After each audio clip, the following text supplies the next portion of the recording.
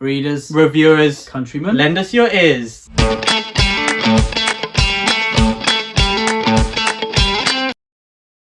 Welcome back to the channel as the Brothers Gwynne, myself, Will, and my brother here, my mighty brother, Edward.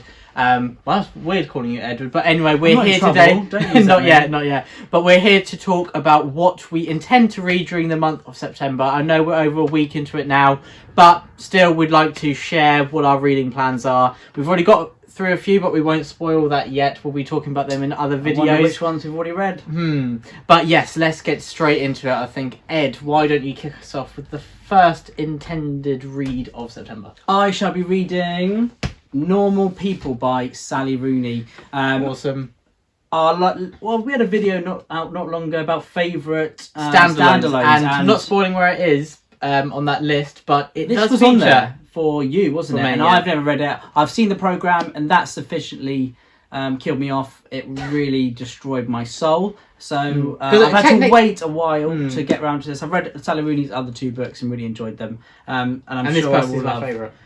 Normal People, and this is your favourite one. So, it's technically a romance, but it's too tragic and no romance. Emotionally challenging. If it's like the programme, it's not a romance. Yeah, it's awkward. Maybe a realistic one, but realistic, too realistic for my realistic. liking, but I'm sure I will enjoy the book. Perfect. And for me, we have Essex Dogs by Dan Jones, which we're very lucky to have an early copy of this. A few actually. Ed read it at the end of August, and I have now. Well, I will spoil this one. I have finished Essex Dogs, and we will have a review of this coming out in a few days. This is fantastic historical fiction, but we'll be talking more about that in our review. It comes out on Thursday the 15th, I believe. So there we go. Essex Dogs by Dan Jones, his first historical fiction expedition after becoming such a well-known non-fiction writer. And there we go. Presenter as well, but it's a quality book. TV Are there any copies still at the Broken Binding, Will? Spec editions? I think there are actually a few left, not many though. A few. Single digits, guys, single figures. Yes, so for sure. Go and check them out. The next one for me is I shall be reading Babel by R.F. Kuang. Very nice. Kuang.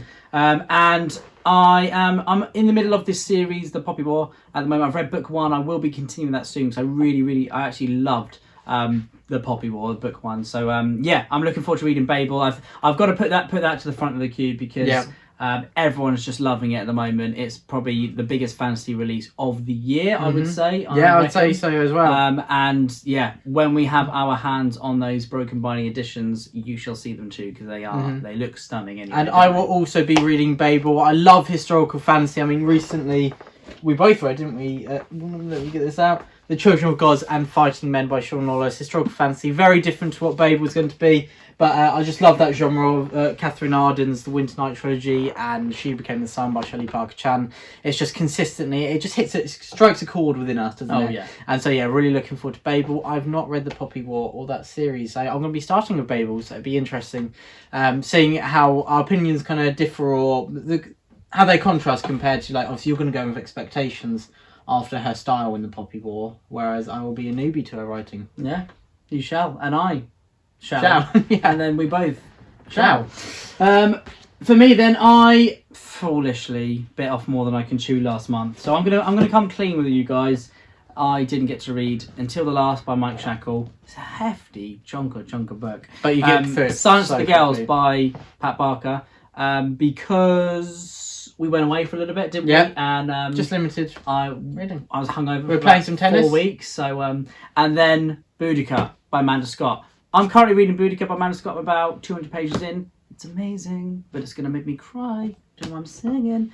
So I will read these three this month as well. But if you want to see what I initially thought of the blurbs and the covers and whatnot, go check out our last video. Exactly. August reads or August TBR. That was a long time August ago. TBR, that was a long time ago. It does feel like that, doesn't it? Next up, I have A Clash of Kings by George R.R. Martin. So I read and loved A Game of Thrones. I know, I'm so sorry, we've been saying for a while we're going to have a video talking about that, but we've got one more episode of Series 1 to watch, because I'd never watched the series either.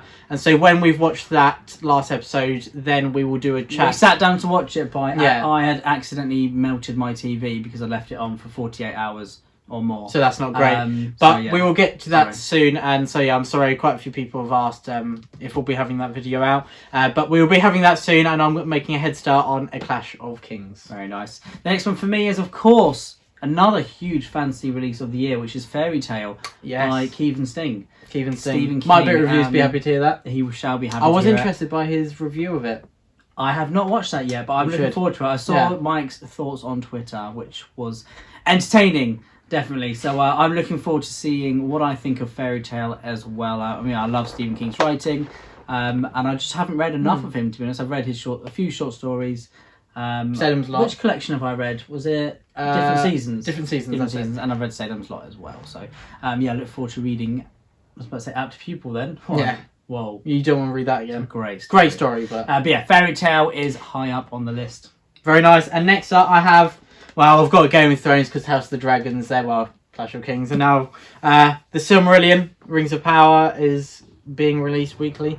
We're going to be having a video out probably this month talking about recent fantasy shows, so The Sandman, House of the Dragon, and Rings of Power, and our thoughts on that. Yeah, that video will be really good. Yeah, you'll be looking forward to hearing those thoughts. Lots of positive things to say. I won't say which show's about. Some things we're not as happy with, but you'll see. And The Silmarillion, I love this book. I love this edition. Positive. Is that in the dictionary? Yes, it is. Which dictionary? And yeah, so The Silmarillion, I absolutely love it. It is a history of Middle-earth, and some of it I do understand people will find quite dry, but I'm a stats man. I love those family trees. I love them. When people say to me, what's your favourite genre? I say war. And they say to you, what's your favourite genre? And you say stats. That's family trees, yeah. And next up, I have Sword of Kings by Bernard Cornwell, the 12th instalment of the Saxon stories, otherwise known as The Last Kingdom by Bernard Cornwell. We've really enjoyed the show, and I've really enjoyed going through this series. There have been peaks and troughs. Utra's gone through a lot of trials and tribulations, some of which I've not enjoyed reading about as much because it gets a bit samey, but others which I've absolutely adored, and it's going to be very bittersweet coming to the end of this series. It's going to feel like quite an achievement. It is the longest series I will have read. Once I get through this and the next one. But yeah, so that is Sword of Kings. Very nice. You continue, Will, because I've got less books this month. Okay, I will talk about 2 in 1 then. I am going to be reading a bit of non-fiction. I am very close to the end of The Fall of Carthage by Adrian Goldsworthy, and I am also going to be reading The Complete Roman Army by Adrian Goldsworthy. So I'm doing a bit of research into kind of ancient Rome, ancient Greek, and Carthaginian history. Obviously, I think I've mentioned before that we like doing our own writing projects, and I'm working on something that is fantastical but inspired by kind of these cultures of the ancient world. And so yeah, it's just fun reading about it, really. So it's a mixture. The book you're writing is basically designed for Alan. By Alan, yeah. But I mean, it'd be high stakes. I mean, I'd have to learn everything to know as much as Alan does. I'm really looking forward to Alan's history videos, actually. So if you're interested in this kind of culture, especially the Romans, Alan has said that he will be doing some history videos soon, as he is a teacher himself. So yeah, that'd be really interesting, and yeah, I'm sure I'm going to learn a lot from him as well. But yeah, that is them two. And the last one for me is going to be The Black Company by Glenn Cook. This is kind of the father of Grimdark, I think, apparently. Wow. What I've heard, what I've read on Goodreads anyway. I think Glenn Cook and R. Scott Baker are kind of the two Grimdark greats. Oh, is R. Scott Baker Grimdark? I believe so. Wow. I think since Anna Smith Sparks said that he's her biggest he must inspiration, be. He must be. The guy must be Grimdark. And if he's not, then I don't know which bit she was inspired by, so we shall find out. But yeah, I've heard great things about The Black Company. I think it's kind of a fellowship, but they're a bit darker, so maybe kind of First Law vibes. I'm not too sure, actually. I haven't read too many reviews. I've just kind of seen what a little bit of it's about, but I'm really looking forward to reading it. I've wanted to read it for absolutely yonks. I think I do have a copy here somewhere, but I haven't actually checked. It's just come to me. But maybe. Very nice. And next up, I have The Wolf Sea by Robert Lowe. So me and Ed, we made a deal that he would recommend a book to me that I would have to read, and I would choose one for him. So I chose Silence of the Gales, which I think you will love, and he chose The Wolf Sea. So I listened to the first instalment and didn't really love it. I thought it was good, but not great. But you do agree that the first instalment is probably the weakest of the series, and you said the second one is where it really picks up. Yeah. As you can see, I'm quite a significant way through, and I won't say too much because yeah, it's really amazing. It's my favourite book of all time. Fantastic. Okay, not quite, but I'm enjoying it far more than the first instalment. Some fantastic moments, but yeah, that is The Wolf Sea. Oh, do you have Why any is others? it Book of the Year for you? Not Why yet. is it Book of the Have Year? you got any other installment? I'm done. Done and dusted. Lemon Done and custard. Custard. Custard. Custard. Yeah, doesn't rhyme. And I have, right, I'll speed through my last two then, and that is The Fall of Kings by David Gemmell, the third installment. Well, this one was actually written by Stella Gemmell as well, his wife, because I believe David Gemmell passed away partway through writing this, and so she finished the trilogy. And so The Fall of Kings is the third installment of his Trojan retelling, which is very unique. Great ending as well. Really? Yeah. So, but I hope. I mean, have you heard what happens at the end of Troy? what I imagine Hector's going to win, and Achilles is just not going I to think do Hector's going to I win. bet Achilles stays at home. He'll drag Achilles behind his chariot. Yeah. Or Achilles stays at home and just doesn't come.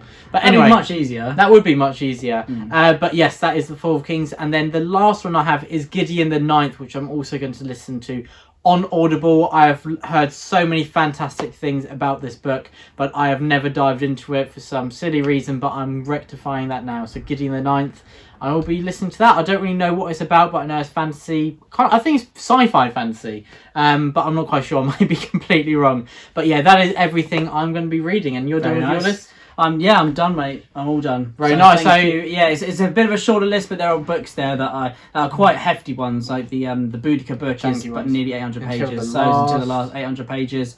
Fairy Tale, I think, is about 600 or 700. So yeah, it's a great month for books, and we shall have a good September.